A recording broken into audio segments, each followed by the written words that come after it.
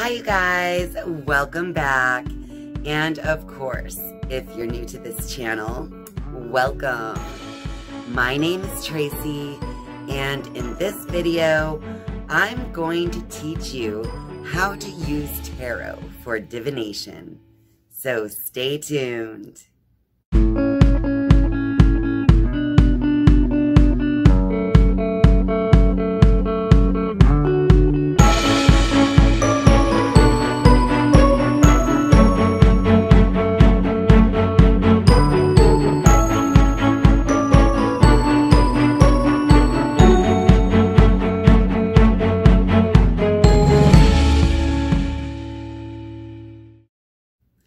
Tarot cards have been used for hundreds of years for divination. Anyone can actually learn to read tarot cards for themselves and others. So I'm not going to go into the history of tarot in this video. I have made a video in the past, a long time ago, called The Obscure History of Tarot. So I'll link that one up above in case you're curious about kind of the origins of tarot.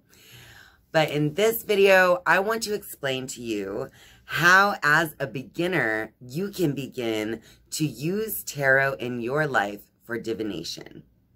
So, if you are new to tarot, I would definitely suggest that you use tarot cards for your own divination to begin. You can read tarot cards for anyone, any age. It doesn't matter who you are. It doesn't matter what religious following that you subscribe to. Tarot is for everyone. The main idea of tarot are the universal images that you see on the cards. So just remember, they are only images, and these images are connecting to archetypes. And those archetypes can bring out certain things in our lives, in our thinking, and kind of help to guide us and give us advice or direction on what we should do in our lives. So I know there are a lot of people out there who believe that tarot is evil and you shouldn't be doing that because it's so bad. But you guys, they're images on cards. The tarot is not evil or bad. It's simply a tool that you can use to improve your life, if you choose. It is all in the images. So, as you learn to read tarot cards, you will begin to realize that each of the images on each of these cards have a very unique story to tell. And that story is something that you will want to kind of formulate in your own mind. So in this video, I want to tell you guys kind of how I learned to read tarot cards over years of time. And so that way you can maybe get an idea of how you could begin to study the tarot in a similar way. And then the more that you become in tune to the cards themselves, the more you're actually becoming in tune with your own intuition.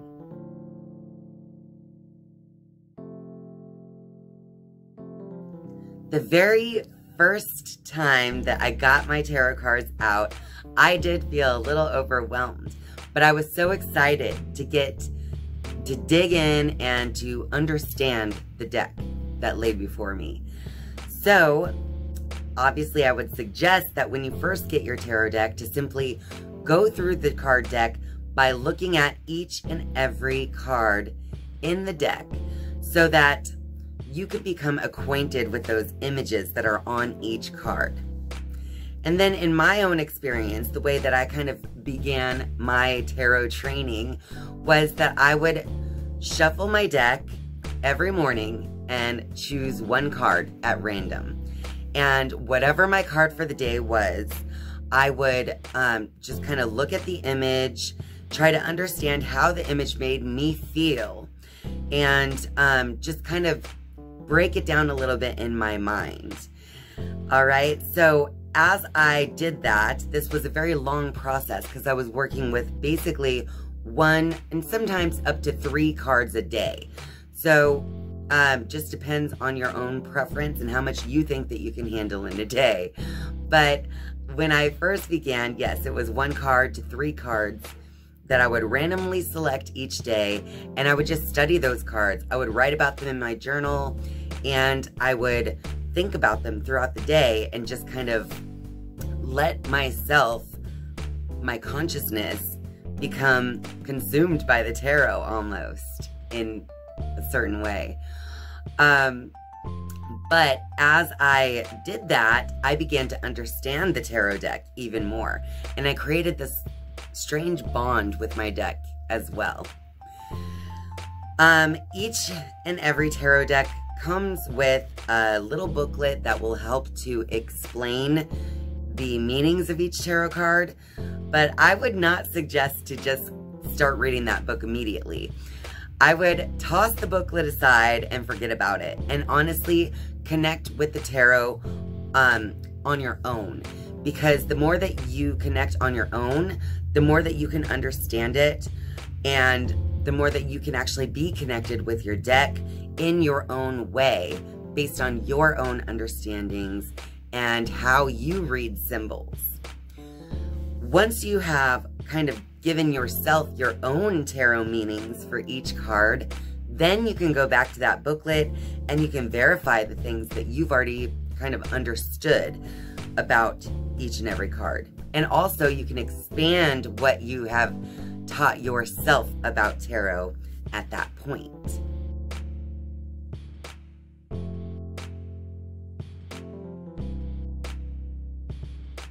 It is so important to treat your tarot deck as a living being, because technically you're connecting with your highest self. This is a spiritual tool. It is definitely alive, at least as alive as you treat it. So I like to use a special pouch to place my tarot deck. So that way it just has a special place to go when I'm not using it. And, you know, before you put your deck back into its pouch or its place, wherever you put it, you're always going to want to thank the deck for anything that it gave to you during the tarot readings. It's very important. All right, so if you're new to tarot, it is always best to shuffle your deck 3 times, at least. You want to give them some good shuffles. But 3 is a very magical number, so I always start with 3, but sometimes my intuition just says keep shuffling. But I do always start with 3 and see how I feel from there. Tarot is very much an intuitive art. You're connecting to your own intuition. Once I've shuffled the deck, I like to cut the deck as well. But let's say I'm doing my own tarot spread to learn about these cards. Then I would choose 1 to 3 cards and spend my day studying these cards. Let's look at them. So, the Knight of Swords. Well, as you know, if you have a tarot deck, the Knight is second in the court cards because we have the Page before the Knight. Because it goes Page, Knight, Queen, King. So the Knight is a little more mature than Page. But as you can see here, there's so much imagery on just this one card. First of all, he has a feather coming out of his hat, his helmet, that almost looks like fire. The horse's hair does too. Then you see on the horse, there are some butterflies on this garment. You can also see that the trees and clouds look as though they're blowing the other way. And this knight is charging forth very quickly. All right, so there's so much you can look at when it comes to the tarot cards. All right, Temperance card. Here's a major arcana. Again, you have 1 foot in the water, 1 foot on land. Okay, you have mountains in the background with a path that leads. It's almost like leading to the middle of the two, in between 2 mountains. The sun is rising, so that could mean something as well. Let's look at this angel's garment. She's wearing this gown that has a triangle on the front, and also is holding 2 cups. And it looks like either the water is going, you know, up from one cup to the other or down from one cup to the other. So there's so much that you can interpret here in just that one card. And then we have the Hanged Man. He's hanging there. He looks like he's not worried about it. It actually looks as though he's purposefully hanging there. And he has a halo of light around his head. There's also some growth on the tree he's hanging from. So this could mean so many things to you. You just have to decide what it means to you by looking at the images. Now, if you put one image on its own, it could mean something totally different than if you put these 3 images together. So you really need to decide what that means to you as you build your own knowledge with the tarot. So once you have kind of built this understanding about each of the tarot cards in your deck, and when you feel as though you could probably pick up on whatever the cards are trying to tell you, that is when you want to kind of develop your own tarot spreads. There are so many books about tarot spreads, and some tarot decks even come with instructions on how to lay the cards out. Again, my suggestion is to toss all that information out. In my own experience, I have found that the cards want to talk to you however they want to talk to you. You do not need a complicated tarot spread where you have to memorize positions of the cards to understand what the cards want to say. So, for instance, in my own experience, if you've been watching my channel, you know that I do monthly tarot readings for you guys. And my spread is very simple. I start with my Psychic Tarot deck and I lay out 5 cards. The middle card of those 5 is the main idea of the reading. And then any cards to the left of the middle card kind of represent what has led you to where you are now, so the past. And then the cards to the right of it represent where you're going from there, so the future. And then in my readings, I also then clarify using my Rider-Waite Tarot deck. And I have a very strange way of putting that spread down, and I don't know why I do it. If you've seen my videos, I actually lay out 3 cards starting in the middle, and then I lay 2 other cards, and then I lay 1 more card over here. I don't even know why I do that. It's literally just the way that I felt guided to lay the cards. And it's the way that I understood the cards for clarity, I guess you could say. So my point is you do not have to memorize some kind of intricate spread just to get a good tarot reading. You should just understand where you're placing your own cards and what that means to you. So just like I stated before about reading the little, the insert booklet that comes with your deck, I would suggest to just do your own tarot spreads. Don't look at how you should be doing it. Just do it on your own based on how you feel that they should be laid out. And then once you've kind of, perfected your own tarot spread, then would be a better time to go and look at books about tarot spreads or to try someone else's idea of a good tarot spread. But I don't think that it's necessary to overwhelm yourself with too much of other people's information, only because the tarot is a bridge between you and your own higher self. So honestly, you should just be listening to your inner guidance when it comes to reading the images and when it comes to placing the cards in a spread.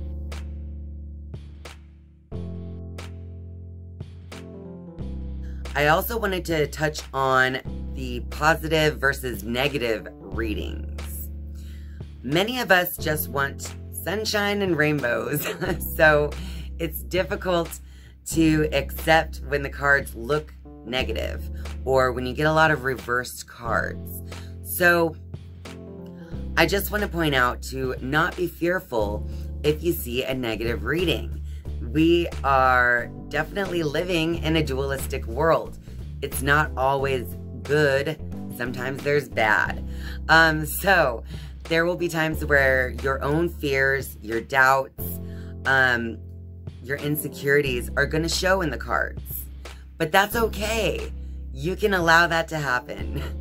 The reason that it would be beneficial to see these things in a tarot reading is because then these things that are hiding below the surface are now being brought to your attention.